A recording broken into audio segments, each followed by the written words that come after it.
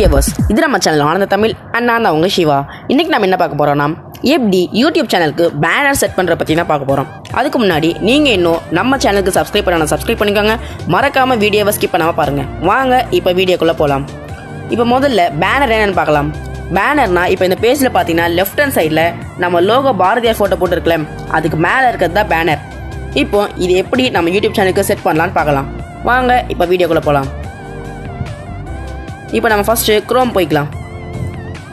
க்ரோமில் நம்ம சர்ச் பண்ண வேண்டியது m.youtube.com. அது ஏற்கனவே சர்ச் பண்ணதுனால அது மேலேயே வந்துடுச்சு. அது சர்ச் பண்ணிக்கலாம்.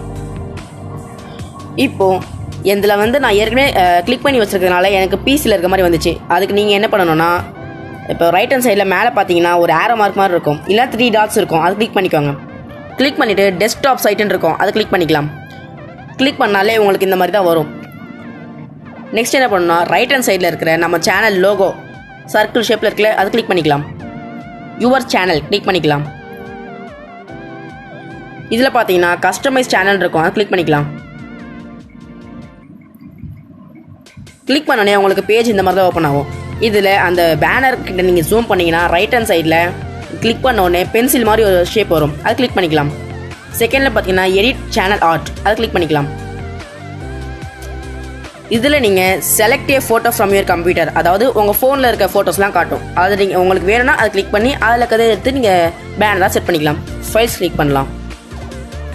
இதில் உங்களுக்கு தேவையானதை ஏதாச்சும் ஒன்று கிளிக் பண்ணி நீங்கள் எடுத்து பேனராக செட் பண்ணிக்கலாம். நான் கேலரிக்கு போகிறேன். இதுலேயே 3 ஆப்ஷன் கொடுத்துருக்காங்க. நம்ம கேலரிக்கு போகலாம். கேலரியில் உங்களுக்கு தேவையானது ஏதாவது இருந்துச்சுன்னா அதையே நீங்கள் செட் பண்ணிக்கலாம். இப்போ நான் செகண்டில் இருக்கிறது கிளிக் பண்ணுறேன்.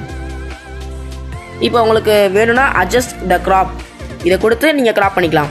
எனக்கு அது தேவையில்லை, அதனால் கீழே இருக்க செலக்ட் கொடுக்குறேன். கொடுத்துட்டிங்கன்னா உங்களுக்கு அது சேவ் ஆகிட்ருக்கும்.